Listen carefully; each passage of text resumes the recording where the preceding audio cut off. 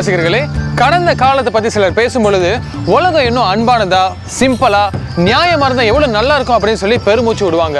ஆனா உலகத்துல பெரிய மாற்றத்தை பார்க்கணும்னா ஒவ்வொரு தனி மனிதனும் சிந்திக்கும் விதத்தை மாத்தணுங்க. அந்த வகையில மலேசிய வரலாற்றில் இந்தியர்களின் பங்கை பத்தி மேலும் சித்தரிக்க வருகிறது நமது அடுத்த அங்கம் ஆன்றும் இன்றும்.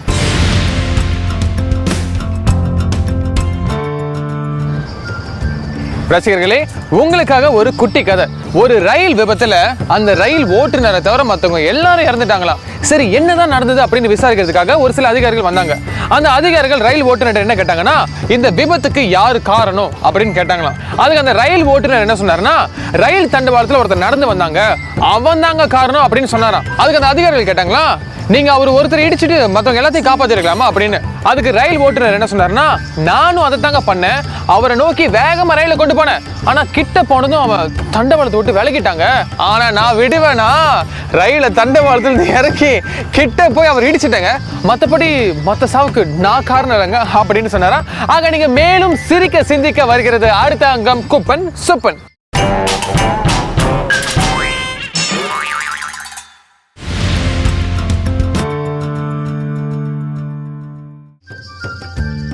ரசிகர்களே, ஜுராசிக் பார்க், ஜாஸ், இண்டியானா ஜோன்ஸ் போன்ற மெகா ஹிட் திரைப்படங்களை இயக்கினவர் தான் ஸ்டீவன் ஸ்பீல்பர்க்.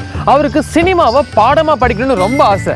அதனால கலிபோர்னியால இருந்த ஒரு சினிமா காலேஜில் விண்ணப்பம் செஞ்சார். 3 முறை விண்ணப்பம் செய்தும் நிராகரிக்கப்பட்டதால் வேறு கல்லூரியில் படித்துக் கொண்டிருந்தவர் பட வாய்ப்பு கிடைத்ததும் படிப்பை முடிக்காமலேயே டைரக்ஷன் செய்ய சென்று விட்டார். இருப்பினும் 35 ஆண்டுகளுக்கு பிறகு கடந்த 2002ஆம் ஆண்டில் தனது கலைத்துறையில் பட்ட படிப்பை முடித்தார். இவரது வாழ்வில் இவரது துணிச்சலான முடிவுகளே இவரது வெற்றியின் ரகசியம்.